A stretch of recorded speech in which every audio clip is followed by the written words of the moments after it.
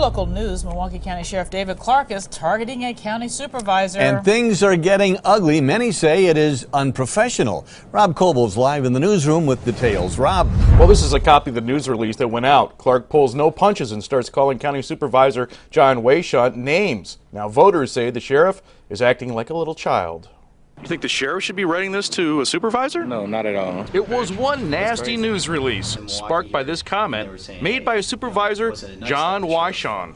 What Sheriff Clarke is trying to do is enhance his profile with conservatives in Waukesha County instead of tending to the needs of the citizens of Milwaukee County. Sheriff Clarke fired back. In part, he wrote, "Apparently this partisan hack has pulled his head out of his expletive, once again to say something stupid. The release and the words used in it aren't sitting well with taxpayers." What are you upset when you see about that?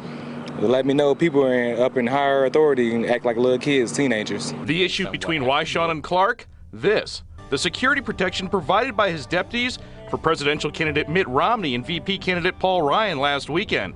Clarke was criticized for saying the sheriff's office didn't have the budget to provide as much help as usual for President Obama's visit. We stopped down at the sheriff's headquarters and talked to Sheriff Clarke. He is not afraid to send out news releases, but I've repeatedly asked for interviews about these releases. He hides behind his shield and doesn't come out to talk. No, I'm not professional at all. That's the response we got as we showed the news release on the city streets. The release went on to say the next time little boy Weishan says something intelligent or accurate, we'll be the first.